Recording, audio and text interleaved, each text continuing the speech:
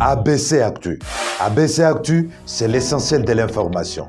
ABC Actu, c'est la politique, l'économie, le social, la culture, la religion, la science, la technologie, le développement et les divers. ABC Actu, l'essentiel de l'information pour vous, FM Prêt.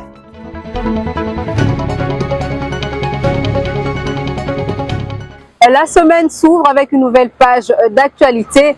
ABC Actu, place au titre. Un concours de recrutement des inspecteurs, contrôleurs de travail et agents administratifs de l'inspection générale de travail. Jean-Pierre Liaou veut mettre fin aux recommandations et privilèges et faire place à la méritocratie. Un élément à suivre dans ce journal. Où en sommes-nous avec les travaux de différents chantiers censés accueillir le 9e jeu de la francophonie? Le chef de l'État était sur terrain pour un état des lieux. Bon lundi chez vous, 9e jeu de la francophonie. On en parle dans ce journal. À quel niveau le travaux de différents chantiers censés accueillir l'événement francophone de l'année? Pour s'assurer de l'évolution de travaux, le chef de l'État, Félix-Antoine Tshisekedi, a effectué une descente ce week-end sur quelques sites. Retour en images. Plus que quelques heures, tous les yeux de la planète seront braqués sur la République démocratique du Congo, pays hôte des 9e Jeux de la francophonie. Un honneur mérité pour le pays de Lumumba qui ne jure que sur la parfaite réussite de cet événement grandiose. À seulement 6 jours de cette grand-messe sportive et culturelle, les sites reçoivent une 4e et dernière visite du président de la République. Ici, au Stade des Martyrs, le constat est plus que satisfaisant. Tout est fin prêt pour recevoir les athlètes qui sont pour la plupart déjà sur place dans la capitale. Le site est officiellement remis au chef de l'État, maître d'ouvrage par le concessionnaire.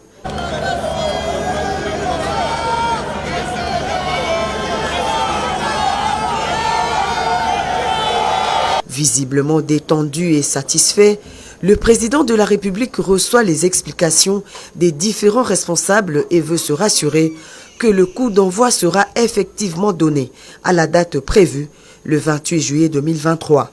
Au programme, un spectacle haut en couleur, le Grand Podium reçoit déjà son dernier coup de pinceau. La cérémonie d'ouverture de la compétition qui va se dérouler en 3 phases. Le défilé des délégations, la phase d'allocution et serment qui correspond au protocole et le spectacle de la cérémonie d'ouverture. L'idée, c'est de protéger au maximum la confidentialité du spectacle de manière à ce que la surprise soit plus importante et les émotions plus importantes pour toute la population congolaise qui sera ou au stade ou à la télévision et pour tout le public international. À ce stade, les équipes procèdent tout simplement à l'embellissement et aux travaux de finissage. Cas de la gymnase jumelée avec une capacité d'accueil respective de 2000 et 3000 places assises qui va accueillir le basketball. En bon sportif et du haut de sa taille imposante, le chef de l'État a fait quelques démonstrations sur le terrain de basket, une assurance que la RDC est prête pour accueillir les 9e Jeux de la francophonie.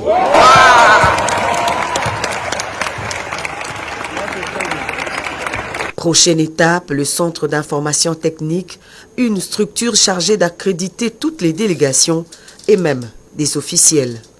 Le chef de l'État a été le premier à recevoir son accréditation.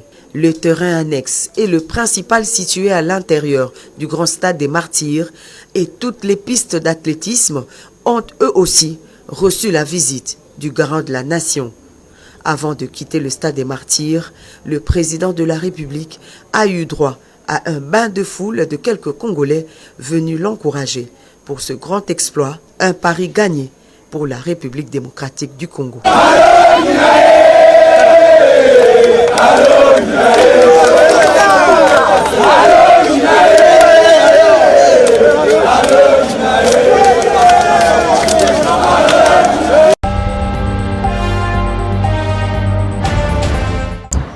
lancement imminent de travaux de construction du nouveau palais des justices en République démocratique du Congo. Le chef du gouvernement a reçu une délégation de la société italienne Gimaco Construzioni avec à sa tête la première présidente du Conseil d'État. Regardez. Le chef du gouvernement, Jean-Michel Samalou Kondé, a reçu en audience samedi 22 juillet 2023 une délégation de la société italienne Gimaco Construzioni, conduite auprès du chef du gouvernement par la première présidente du Conseil d'État en République démocratique du Congo, Marthe Oudjononde. Au cours des échanges, il a été annoncé au Premier ministre les débuts dans le tout prochain mois du projet de construction d'un nouveau palais des justices au bénéfice de la RDC et de tout son appareil judiciaire. S'exprimant devant la presse au nom de la délégation, Madame Marthe Oudjononde s'est dite satisfaite de la qualité des échanges qu'ils ont eus avec Samalou Kondé. Le gouvernement vient de me recevoir. Nous sommes très contents pour que ces travaux puissent débuter. Parce que là où nous sommes, le bâtiment n'est pas en bon état. Mais avec le nouveau palais de justice qui va être érigé, disons 2 ans maximum, nous allons avoir un bon palais de justice, un bon bâtiment qui pourra nous abriter et nous sécuriser parce que là où nous sommes, ça ne va vraiment pas. Et nous sommes très contents. Remercions les chefs de l'État pour cette opportunité qu'ils nous accordent d'avoir un nouveau palais de justice, un beau palais de justice. Et là, nos partenaires qui sont là, les Italiens, nous promettent que tous les moyens sont réunis. Nous avons visité chez eux. C'est une bonne entreprise et nous sommes fiers. Tous les moyens sont réunis et les partenaires sont là, a dit en substance Marthe Oudjononde, première présidente du Conseil d'État. Direction la fonction publique, 2379 candidats, inspecteurs et contrôleurs de travail ont pris part au concours de recrutement lancé par le vice-premier ministre de la fonction publique ce dimanche 23 juillet dans 25 provinces du pays. L'objectif est de mettre fin avec le système de privilèges et de recommandations et donner place à la méritocratie et l'égalité des chances pour tous. Au total, 21 511 candidats sur l'ensemble du pays, dont 11 000 à Kinshasa, ont pris part le dimanche 23 juillet 2023 au concours de recrutement des inspecteurs généraux, contrôleurs généraux et des agents administratifs au sein de l'inspection générale du travail. Je déclare ouvert ce concours. Bonne chance à toutes et à tous. Le vice-premier ministre, ministre en charge de la fonction publique Jean-Pierre Liaou, qui a lancé officiellement ce concours à l'UPC au nom du Premier ministre, a indiqué que ce processus qui s'inscrit dans le cadre de la réforme de l'administration publique voulue par le chef de l'État, Félix-Antoine Tshisekedi Tshilombo, vise à redonner l'image de l'inspection générale du travail.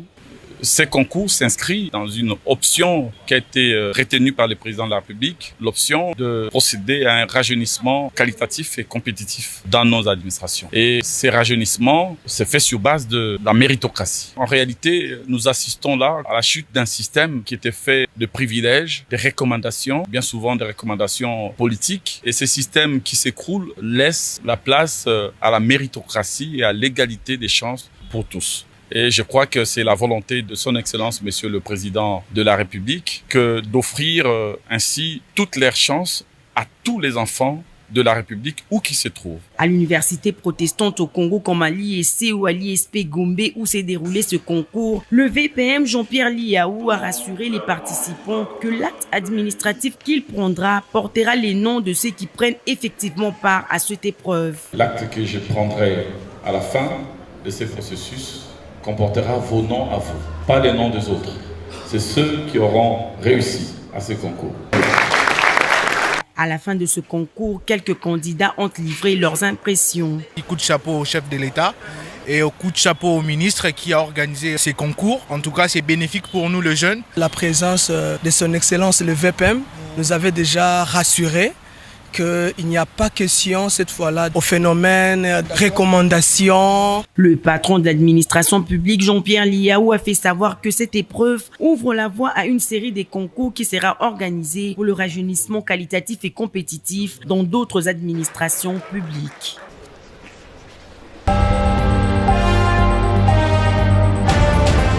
Dans le secteur de transport, lancement par le ministre Marc Ekila de l'atelier sur le désenclavement et le développement de territoires en RDC. Le ministre de Transport et voie de communication en a profité pour rendre hommage à son prédécesseur, Chérubin Okende. Intégrer la dimension de désenclavement dans le plan national des transports, tel est l'objectif de cet atelier sur le désenclavement et le développement de territoires en République démocratique du Congo, tenu samedi 22 juillet au Salon Bleu de l'immeuble du gouvernement. Organisé à l'initiative de Maître Marc Ekila, ministre des Transports, les travaux auront lieu du lundi 24 au 28 juillet 2023 est dans la salle José Panda du Centre de recherche en sciences humaines. Invité à prendre part à la cérémonie d'ouverture, le ministre d'État au développement rural, François Roubota, s'est attelé sur les avantages de route des dessertes agricoles pour faciliter l'acheminement de production locale vers les grands centres urbains et vice-versa. Prenant la parole à son tour, Maître Marc Ekila, visiblement ému, a prié l'assistance d'observer une minute de silence en mémoire de celui qu'il appelait affectueusement grand frère, l'ancien ministre des Transports, Chérubin Okende, assassiné la semaine dernière. Rendant hommage au chef de l'État, Marc Ekila a soulevé la question de la rationalisation des actions gouvernementales, recommandation du chef de l'État. Il a aussi rappelé l'ordre de priorité nationale pour le désenclavement de la RDC. Signalant que la cérémonie d'ouverture de cet atelier a connu la participation de plusieurs dirigeants d'entreprises et du secteur de transport. C'est le secrétaire général au transport, Jean-Marie Abolia, qui a prononcé les mots de bienvenue, suivi par Roger Biassou, coordonnateur de la cellule d'appui et de suivi de programmes régionaux et des activités des corridors de transport, qui a présenté les plans détaillés sur la connectivité des provinces en vue du développement économique. Dans un autre registre, Kinshasa, Kolwezi, Kisangani, Lubumbashi et autres grandes villes de la RDC ont assisté à la marche d'endurance et de dissuasion de la garde républicaine le samedi 22 juillet dernier. La rédaction d'ABC Actu vous propose celle organisée à Kolwezi dans le Lualaba. La garde républicaine de la province du Lualaba n'était pas du reste. Cette unité spéciale des forces armées de la République démocratique du Congo a suivi le mot d'ordre de sa hiérarchie en faisant une marche de dissuasion dans la matinée de ce samedi 22 juillet 2023. Tout a commencé par une mise en place dans l'enceinte de son état-major. Avant de quitter, cette unité de la garde républicaine a été rappelée à l'ordre par le major Sami, numéro 1 en province. Puis a commencé la marche qui est partie de la route de l'aéroport, passant par Golf System, les ronds-points cinquantenaires, le centre commercial de Kolwezi, la poste de Kolwezi, le pont de l'Alternance, le rond-point de l'Indépendance, le rond-point Mwangeji, avant de revenir au point de départ qui est leur quartier général.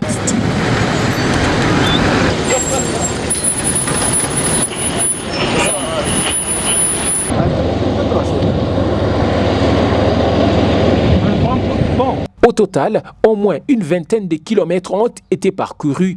Partout où ils sont passés, ces hommes de la garde républicaine étaient contemplés par le Lualabé, qui sont rassurés d'avoir des hommes dignes et capables. Alors, je tiens à vous féliciter encore une fois de plus pour l'observation et la consigne autopesa kibino, la discipline observe.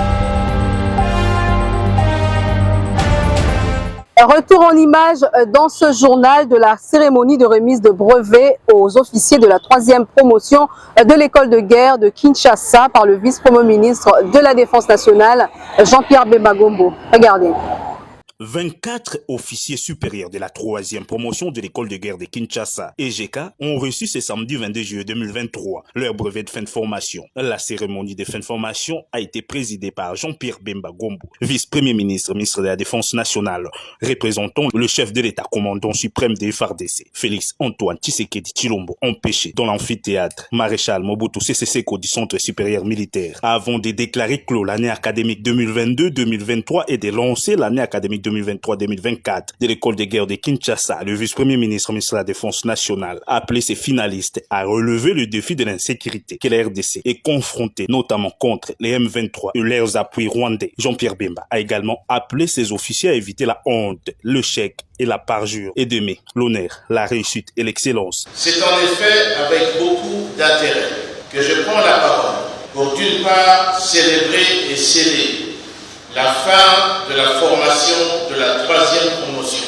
et d'autre part pour ouvrir la 4e promotion de l'école de guerre de Kinshasa. S'il m'était assigné la mission de jauger le degré de résilience, celui du stagiaire de l'école de guerre serait celui qui permettrait, aussitôt après la formation, de relever ce défi. Et retenir qu'un officier est de surcroît un officier breveté de l'école de guerre doit éviter 3 mots: la honte, le parjure et l'échec. Elle doit aimer 3 vertus: l'honneur, la réussite et l'excellence. Le lieutenant-général Thio Songesa Christian a dans son speech rendu un hommage au chef de l'État pour son engagement politique en créant l'école de guerre de Kinshasa afin d'améliorer la formation des militaires des FARDC et de la sous-région, tout en s'adressant aux lauréats du jour qui ont acquis au cours de leur formation les compétences nécessaires pour planifier les opérations militaires. Dans cette période marquée par l'agression injuste imposée à notre patrie par le Rwanda, je mesure la grandeur de notre travail, car cette agression barbare affecte profondément notre population et entrave. Messieurs les officiers congolais, soyez déterminés à mettre fin à cette injustice pour le bien-être de nos compatriotes civils et militaires tombés profonds de l'Est du pays. En sa qualité de parrain de la promotion, le lieutenant-général Bouamounda Toumba Franck, chef de la maison militaire du chef de l'État, a dans son mot appelé ses officiers supérieurs qui seront bientôt déployés dans le terrain des opérations d'aimer les hommes qui seront mis à leur disposition et d'être proches de ceux-ci pour la bonne marche des opérations. Aujourd'hui, vous êtes les meilleurs. Si j'ai une recommandation à vous faire, elle est unique, c'est d'aimer les hommes qui seront mis sous votre commandement. Rien d'autre. Soyez à l'écoute des ordres. Soyez plus proche de vos ordres. Vous serez bientôt au front. Mais au front, vous ne serez pas seul. Vous serez avec vos soldats. Ce sont ces soldats qui vont faire de vous un grand officier. Ne soyez pas des officiers agitateurs, colporteurs de faux goûts, des menteurs, des officiers à probité morale douteuse. Soyez des vrais officiers que vous êtes formés pour gagner la guerre et non pas pour la guerre. Rendons-nous dans la province du Haut-Katanga pour parler du rajeunissement de la fonction publique. La ministre nationale du Travail, Claudine Ndoussi, a lancé le test d'embauche à l'inspection générale du travail à Lubumbashi. Et le vice-gouverneur et la commissaire provinciale en charge de l'emploi étaient présents. Ce sont quelques 1071 candidats qui ont passé le texte d'embauche au poste d'inspecteur, contrôleur et agent d'administration de l'inspection générale du travail ce dimanche 23 juillet 2023 à Lubumbashi. Le concours a été lancé par la ministre nationale du Travail Claudine Ndoussi. 28 000 candidats passaient sur toute l'étendue de la République pour 2349 postes à pourvoir. Rajeunir et doter la fonction publique d'un personnel adapté à la modernité est la mission poursuivie par le gouvernement congolais en organisant ce test de recrutement des inspecteurs, contrôleurs du travail et agents d'administration de l'inspection générale du travail. La commissaire provinciale du travail, Angélique Kyungu, a invité les futurs fonctionnaires de l'État à bien représenter l'État congolais en accomplissant loyalement le travail et en créant un bon climat de travail. Le vice-gouverneur Jean-Claude Kanfoa Kimimba, quant à lui, exhortait les candidats qui seront retenus à représenter une nouvelle image de l'administration publique. Vous accéderez bientôt aux fonctions publiques. Vous représenterez partout la loi, l'État et défendrez l'intérêt de vos semblables. Je souhaite vivement que parmi vous, on n'entende pas parler de ce fléau qui salit notre dignité. La ministre nationale du Travail, Claudine Ndoussi, a rassuré les candidats que ce recrutement est basé sur la méritocratie et non sur le clientélisme. Je voudrais vous rassurer du sérieux de ces processus et vous encourager à bien travailler. Les recrutements touchent l'ensemble du territoire national, et vous avez la chance et le privilège et l'obligation de redorer l'image de l'inspection générale du travail dans l'avenir. Le Haut-Katanga enregistre plusieurs plaintes des travailleurs, d'où le candidat retenu dans la province aura la lourde charge d'améliorer le climat social des travailleurs, a conclu Claudine Doucy.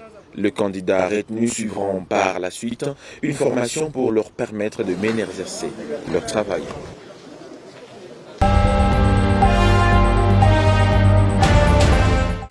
Direction la province du Congo central, les gouverneurs de province Guy Bandou s'est rendu respectivement aux directions provinciales de la Banque centrale du Congo, de l'Office congolais de contrôle et de lignes maritimes congolaises. Une visite qui lui a permis de se rendre compte des conditions de travail et difficultés rencontrées par les agents de ces trois structures publiques.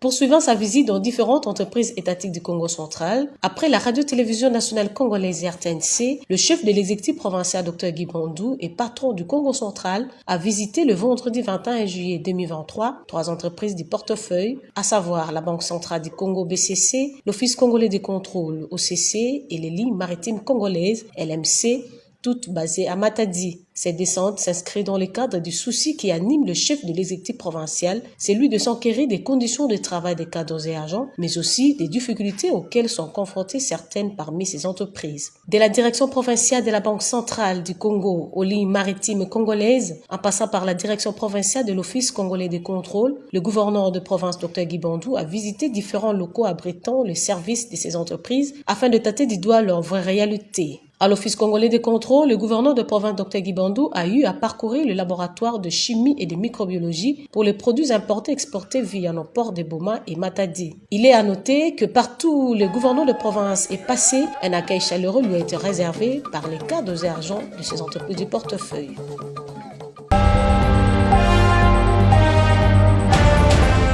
Poursuivons ce journal à quelques jours du démarrage du 9e jeu de la francophonie. Les agents de la radio-télévision nationale congolaise exigent au gouvernement d'apurer ses arriérés et la signature du barème 2022. C'est alors qu'ils pourront couvrir la 9e édition des Jeux de la francophonie. Voilà, nous venons d'être interpellés par le personnel au sujet des démarches que nous sommes en train d'entreprendre auprès du gouvernement et de notre employeur au niveau de la direction générale par les travailleurs, notamment les journalistes et techniciens de la radio et la télévision. Nous leur avons demandé d'être calmes, nous leur avons demandé de jouer à l'apaisement parce que nous sommes en pourparlers. Nous sommes en négociation avec l'employeur. Nous avons eu déjà plusieurs réunions avec les autorités, notamment notre ministre de tutelle. Dès lors que cette séquence de réunions ne s'est pas encore terminée, dès lors que ces négociations n'ont pas encore abouti, nous ne sommes pas en mesure d'entreprendre une autre démarche. Nous faisons confiance aux autorités, notamment au gouvernement par le truchement de notre ministre de tutelle avec qui nous sommes en pleine négociation pour l'instant.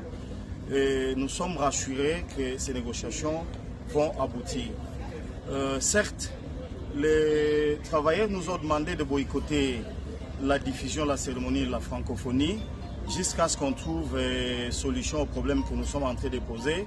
Nous leur avons dit qu'on ne sait pas passer à la vitesse supérieure immédiatement parce que dès ce lundi, nous sommes rassurés que la réunion ou la série de réunions qui avait commencé avec notre ministre de tutelle va devoir reprendre et nous croyons qu'à l'issue de ces rencontres-là, le gouvernement va réagir favorablement au regard des desiderata des travailleurs de la RTNC. Donc, dès ce lundi, rassurez-vous que nous allons encore rentrer auprès de notre ministre de tutelle. C'est pourquoi nous vous invitons à l'apaisement jusqu'à ce que nous puissions obtenir des réponses satisfaisantes. Mais comme j'avais dit dans ma communication d'il y a une semaine, qu'au cas où que ces négociations n'aboutissaient pas ou n'aboutissaient pas, rassurez-vous, nous allons revenir vers vous la semaine prochaine pour que vous puissiez prendre la dernière décision. Parce que nous sommes que vos ouvriers, vous nous avez envoyé pour négocier et nous sommes en train de le faire. Je crois qu'au début de la semaine prochaine, comme nous venons de dire lundi, nous allons rentrer et à l'issue de ces rencontres, nous reviendrons. Voilà l'objet de la rencontre que nous avons eue avec les travailleurs. Je le répète, ils nous ont interpellés pour avoir la suite des négociations avec... Et pour chuter avec ce journal, la commune maire de Kinshasa s'apprête déjà à accueillir les Jeux de la francophonie avec son bourgmestre bienvenu Mbalimbi qui enseigne la culture Bopeto à sa population. Le bourgmestre de la commune maire de Kinshasa, bienvenu Mbalimbi Mfama, a effectué une descente les week-ends derniers au quartier Diallo, précisément dans la cité Malébo, toujours dans le cadre de l'opération Kinshasa Bopeto. Les patrons de la commune avaient lancé une nouvelle méthode et a mis en place des stratégies afin de lutter contre l'insalubrité dans sa municipalité, dénommée Opération Kombola Balabala. Sur terrain, bienvenu Mbalimbi a instruit les fabricants et les vendeuses de Brasero de libérer cet espace qui reflète l'image de la commune. À la fin de son périple, les patrons de la commune maire a eu de mots justes à l'endroit de ses administrés. Nous étions venus chasser et détruire tous les tenanciers de brasiers ici, qu'on appelle communément le Matuka, ceux qui fabriquent le Matuka ici. Le mercredi, nous étions là, nous leur avons donné un ultimatum jusqu'à hier vendredi. Ils devaient quitter, libérer le lieu. Vous savez que bientôt le stade de Martyrs va abriter le 9e jeu de la francophonie et tous les alentours du stade de Martyrs doivent être libérés. Nous leur avons demandé de quitter. Pourquoi aujourd'hui nous sommes venus faire le suivi et ceux que nous avons trouvés là-bas, nous les avons chassés. Signalons que le numéro 1 de la commune de Kinshasa, bienvenu Mbalimbi Mfama, ne jure rien que sur la salubrité dans sa municipalité et se battra bec et ongle pour réussir ses paris.